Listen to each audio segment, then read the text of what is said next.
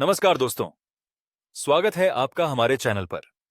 आज हम आपके लिए एक अद्भुत पौराणिक कथा लाए हैं, जो भगवान विष्णु, माता लक्ष्मी और महर्षि भृगु से जुड़ी है। ये कहानी बताती है कि भगवान विष्णु करुणा और सहनशीलता के प्रतीक क्यों माने जाते हैं। तो चलिए जानते हैं क्या है ये कहानी। एक बार सरस्वती नदी के घाट पर ऋषि मुनि इकट्ठा होकर इस बात पर चर्चा कर रहे थे कि ब्रह्मा, विष्णु, महेश में सबसे श्रेष्ठ कौन है। परंतु इस चर्चा का कोई निष्कर्ष न निकलता देख उन्होंने तीनों देवों की परीक्षा लेने का सोचा। महर्षि भृगु, जो कि ब्रह्मा जी के मानस पुत्र हैं, इस कार्य के लिए उनको चुना गया। भृगु पहुंचे ब्रह्मलोक। महर्षि भृगु सर्वप्रथम ब्रह्मलोक पहुंचे। न तो उन्होंने ब्रह्मा जी की स्तुति की, न ही उन्हें प्रणाम किया। यह देख ब्रह्मा जी क्रोधित हो गए और क्रोध की अधिकता से उनका मुख लाल हो गया। परंतु यह सोचकर कि भृगु जी उन्हीं के पुत्र हैं, उन्होंने अपने क्रोध को अपने विवेक से दबा लिया।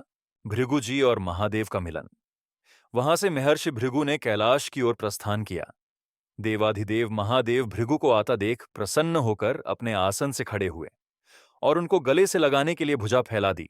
किंतु भृगु तो उनकी परीक्षा लेने आए थे।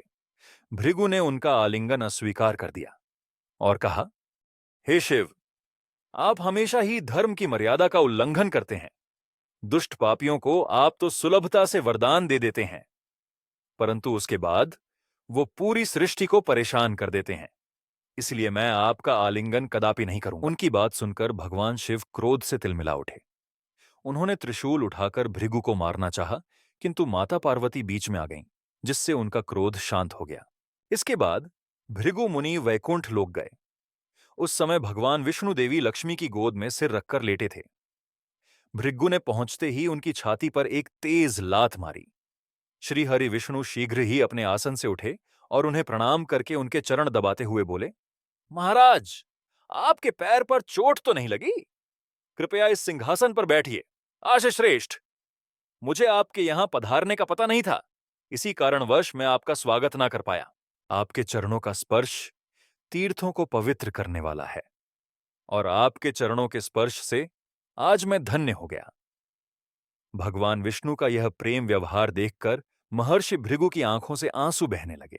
इस घटना के बाद भृगु आशीष सभी आशियों के पास लौट आए और सभी से कहा कि मेरी नजर में सबसे श्रेष्ठ विष्णु जी हैं और इसीलिए पालन का काम वे कर रहे हैं। इस प्रसंग में विष्णु जी ने संदेश दिया है कि हमें किसी भी स्थिति में धैर्य नहीं छोड़ना चाहिए। तो दोस्तों, यह थी भगवान विष्णु, माता लक्ष्मी और भृगु ऋषि से जुड़ी एक रोचक कथा। अगर आपको यह कहानी पसंद आई हो और आप ऐसी ही और पौराणिक कथाएं जानना चाहते हैं, तो हमारे चैनल को लाइक करें, सब्सक्राइब करें और इस वीडियो को अपने दोस्तों और परिवार के साथ जरूर शेयर करें। हम मिलेंगे एक और नई कथा के साथ। तब तक के लिए जय श्री विष्णु।